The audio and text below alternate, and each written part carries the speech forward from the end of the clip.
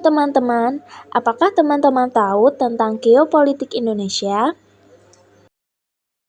Geopolitik bagi bangsa Indonesia merupakan kebijakan dalam rangka mencapai tujuan nasional dengan memanfaatkan keuntungan letak geografis negara berdasarkan pengetahuan ilmiah tentang kondisi geografis tersebut.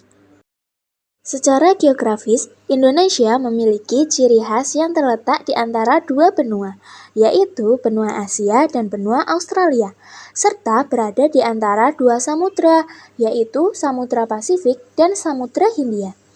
Posisi Indonesia yang berada dalam Geostationary Satellite Orbit atau GSO menjadikan Indonesia merupakan negara kepulauan yang disebut Nusantara atau Nusa di antara air, sehingga disebut sebagai benua maritim Indonesia. Atas dasar inilah, bangsa Indonesia mengembangkan geopolitik nasionalnya, yaitu berupa wawasan Nusantara. Wawasan Nusantara itu apa sih? Berdasarkan ketetapan Majelis Permusyawaratan Rakyat tahun 1993 dan 1998 tentang GHBN, wawasan Nusantara yang merupakan wawasan nasional yang bersumber pada Pancasila dan berdasarkan Undang-Undang Dasar 1945 merupakan cara pandang dan sikap bangsa Indonesia mengenai diri dan lingkungannya dengan mengutamakan persatuan dan kesatuan bangsa serta kesatuan wilayah dalam menyelenggarakan kehidupan bermasyarakat, berbangsa, dan bernegara untuk mencapai tujuan nasional. Nah, wawasan Nusantara dibentuk dan dijiwai oleh pemahaman kekuasaan bangsa Indonesia yang berlandaskan pemikiran kewilayahan dan kehidupan bangsa Indonesia. Sehingga, pembahasan latar belakang filosofis sebagai dasar pemikiran, pembinaan, dan pengembangan wawasan nasional Indonesia ditinjau dari beberapa aspek. Aspek pertama yaitu pemikiran berdasarkan Pancasila.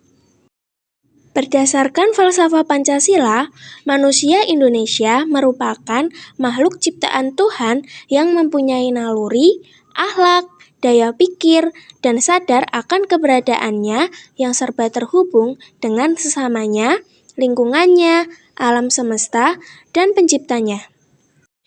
Yang kedua yaitu aspek kewilayahan Nusantara.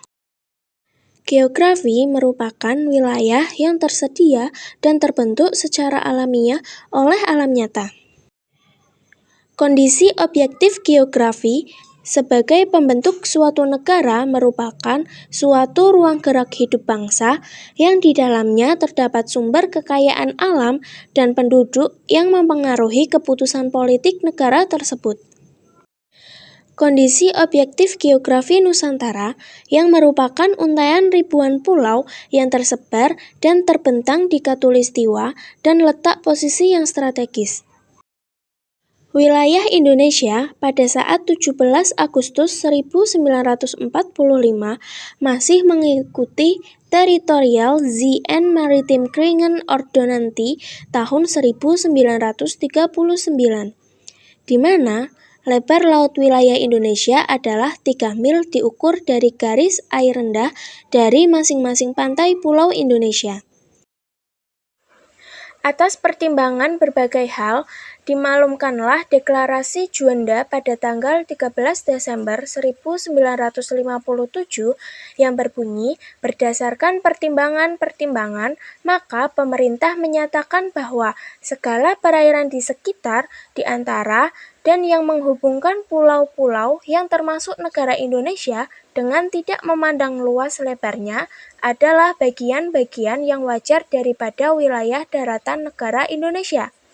Dan dengan demikian, bagian daripada perairan pedalaman atau nasional yang berada di bawah kedaulatan mutlak negara Indonesia. Yang ketiga, aspek sosial budaya Indonesia.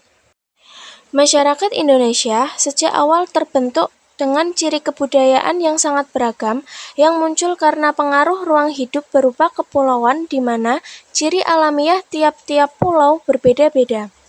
Secara universal, Kebudayaan masyarakat yang heterogen mempunyai unsur-unsur penting seperti sistem religi dan upacara keagamaan, sistem masyarakat dan organisasi kemasyarakatan, sistem pengetahuan, bahasa, keserasian, sistem mata pencaharian, serta sistem teknologi dan peralatan. Aspek kesejarahan bangsa Indonesia. Sejarah Indonesia diawali dengan negara-negara kerajaan tradisional yang pernah ada di wilayah Nusantara, melalui Kedaulatan Sriwijaya dan Kerajaan Majapahit. Konsep persatuan dan keberadaan muncul dan termanifestasi seperti yang ditulis oleh Empu Tantulai, yaitu Bhinneka Tunggal Ika Tanhana Dharma Mangrua. Sebuah konsep bernegara yang berusaha mengatur perbedaan-perbedaan yang berlangsung dalam masyarakat plural dalam sebuah persatuan. Perjuangan berikutnya yaitu setelah kedatangan penjajah Eropa di Nusantara. Bangsa Indonesia benar-benar merasakan penderitaan dan kepedihan. Namun, penjajahan ini justru menyadarkan bangsa Indonesia untuk bertekad memerdekakan diri, merebut wilayah kuasa Nusantara yang merupakan warisan nenek moyang, serta memproklamirkan pendirian negara Indonesia yang berdaulat. Implementasi wawasan Nusantara dalam kehidupan nasional.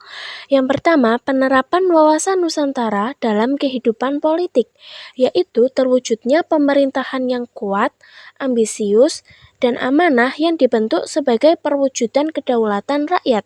Dalam kehidupan perekonomian, terwujudnya dan peningkatan kesejahteraan masyarakat, serta terciptanya tatanan perekonomian yang menjamin kesejahteraan yang merata dan berkeadilan.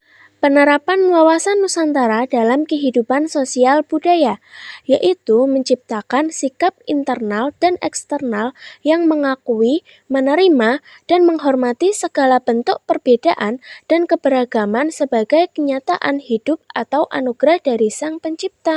Penerapan wawasan Nusantara dalam kehidupan hukum, khususnya pengembangan kesadaran cinta tanah air dan bangsa. Hal ini semakin membentuk sikap seluruh warga negara Indonesia untuk membela negara Indonesia. Nah, sekian materi yang bisa saya sampaikan tentang geopolitik Indonesia. Semoga bisa menambah wawasan teman-teman semua.